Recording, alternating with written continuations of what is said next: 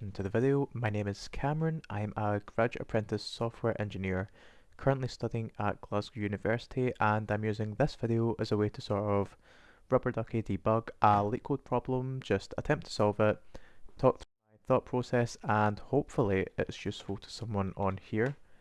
So the problem I'm going to be attempting today is 2652 sum multiples. So given an integer n, positive integer n, find the sum of all integers in the range from 1 to n, inclusive that they are divisible by 3, 5, or 7.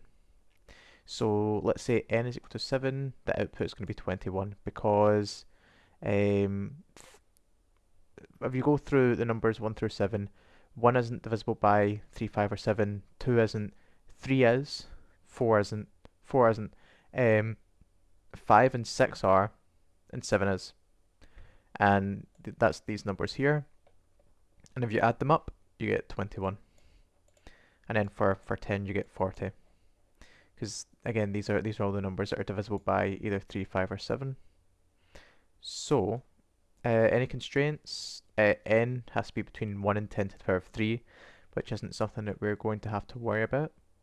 So I'm just going to switch over to my notes, and I'm going to write down any ideas I have. So, ideas. We're going to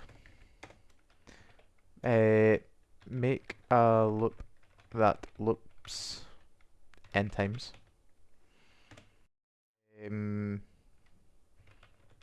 And it has a counter that counts from 1 to n.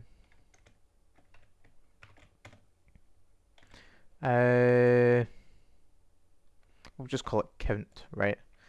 Check if count is divisible by any of the numbers. If it is, add the number to the output, and then we're just gonna return output. So I think that's all we really need to do. So I'm just gonna switch over to here. We're gonna comment this out.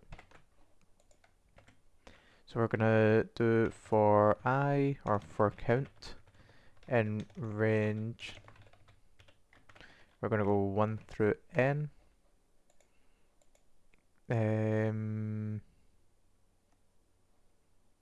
I think we'll actually need to do n plus 1. I think that's how it works. We're gonna do print. I'm just gonna print count just to make sure.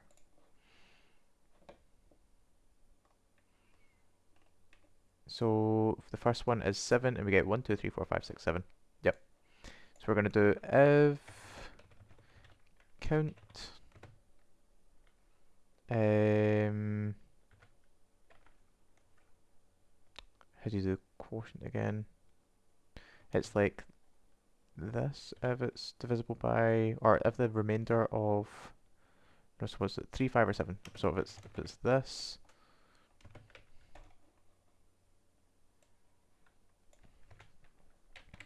or this, or this. So if it's divisible by 3, 5, or 7, we're going to do output, increment it by whatever count is at that given loop, and then we're going to return count. Or no, we're not going to return count, we're going to return output. And then up here, we're going to initialize output to 0. We're going to run this. And it passes, we're going to submit it.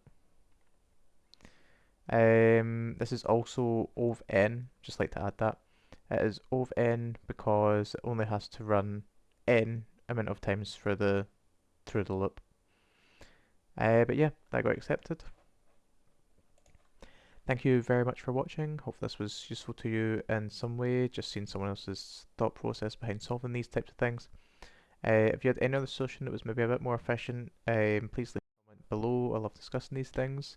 And yeah, thank you again for watching, and I hope you have a great day. Bye.